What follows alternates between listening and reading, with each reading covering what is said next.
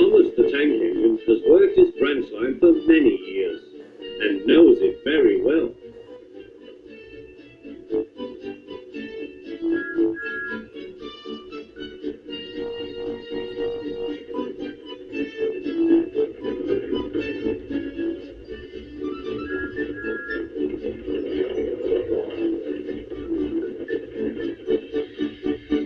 You know just where to stop, Thomas, laughed his driver.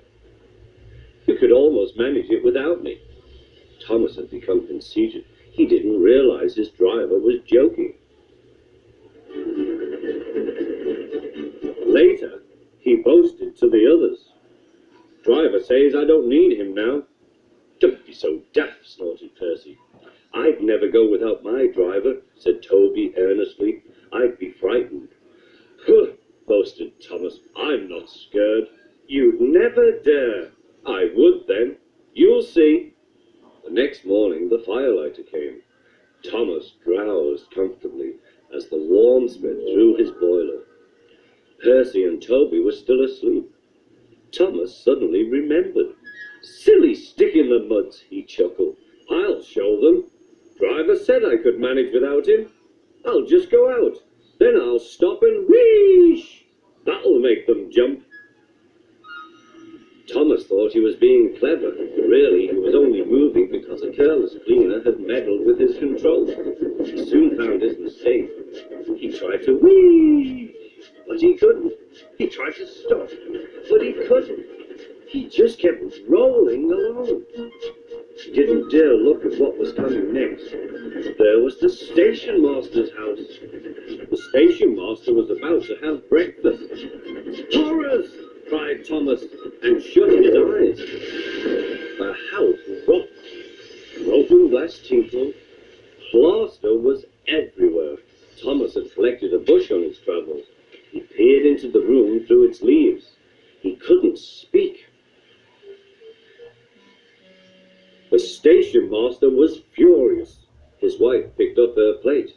You miserable engine, she scolded. Just look what you've done to our breakfast. Now I shall have to cook some more. She banged the door. More plaster fell.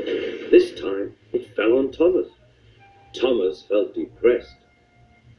Workmen propped up the house with strong poles and laid rails through the garden.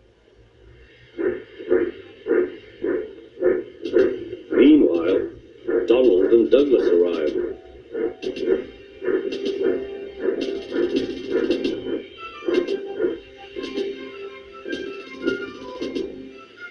Dinner, bash yourself, Thomas.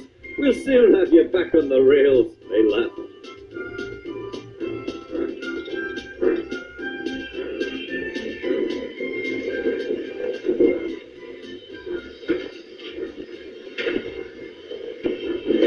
Donald and Douglas, puffing hard, managed to haul Thomas back to safety.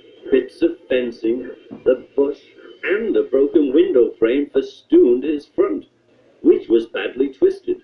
The twins laughed and left him. Thomas was in disgrace. There was worse to come.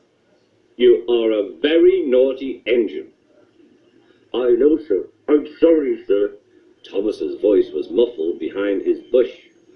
You must go to the works and have your front mended. It will be a long job. Yes, sir. Meanwhile, a diesel rail car will do your work. A diesel, sir? Thomas spluttered. Yes, Thomas. Diesels always stay in their sheds till they are wanted. Diesels never gallivant off to breakfast in station masters' houses.